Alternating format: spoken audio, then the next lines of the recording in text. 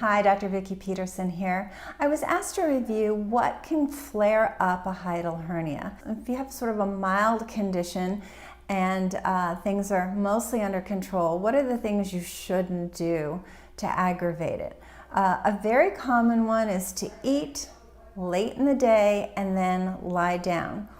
Or maybe eat not so late in the day and lie down. So you kind of ate a lot, you got tired, you decided to watch some TV or read, but you got horizontal. You don't want to do that.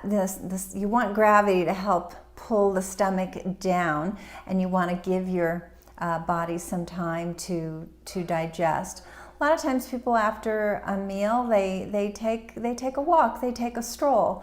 And that's very good. That motion, that circulation, gravity pulling down is very helpful. So you don't want to eat late or eat and lie down, and you don't want to overeat, because that over distension of the stomach will then push it up on the diaphragm, and that can definitely flare things up. You don't want to eat too quickly. So you have two parts of your nervous system, and one is called your sympathetic, which is your fight or flight, making adrenaline and causing you to pump more adrenaline, pump more blood, and it's that let's get ready and go and run around state. And then there's your parasympathetic part of your nervous system, which is rest, digest, relax. And so you want to be in that parasympathetic mode to allow digestion to occur well. So you don't, this eating on the run and eating in your car and shoveling in a few bites as you run to a meeting, it really would be better to wait until you can relax and slow down and not eat in that excited, stressed state, because you're in the wrong part of your nervous system and you're not going to digest well. So if you're stressed, you're running around, you can have maybe a couple of tiny little bites of something just so your blood sugar doesn't go so low, but really best to wait until you can be in that relaxed state.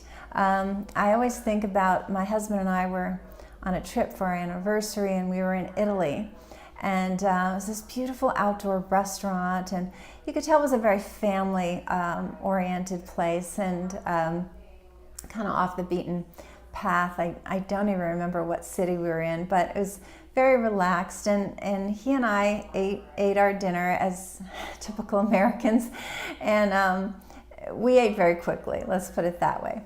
And then we looked around and we realized, there's these families and groups, and they were eating so slowly, and they were talking and hugging and getting up and moving around the table, and and they were having this 2-3 hour dinner, and for us 20 minutes later we were done, and we're like, that's a lesson right there, this relaxed family atmosphere. And I'm half Italian, and I remember as a kid just sort of rolling my eyes on Sunday dinner at my aunt's house, because it took forever, and I just wanted to eat and, go play.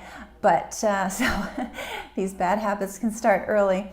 But you want to rest, relax, put down the phone, and really set aside time for your meal. And that's the absolute best way to not flare up a hiatal hernia, and for that matter, probably not get one, because you're in that nice parasympathetic state. You definitely don't want to exercise on a full stomach. I remember as a kid, at the pool, it's like, has it been 20 minutes? Thinking it's about 20 minutes for that stomach to empty. So you want to make sure, I would say a good half an hour. Don't eat a lot before you exercise, but if that's the timing of the day, just make sure a good half an hour has passed, and that you don't feel full at all. So you don't want to feel full and then start straining, because what's going to happen again, that strain is going to push that stomach up, and that can really flare up your hiatal hernia.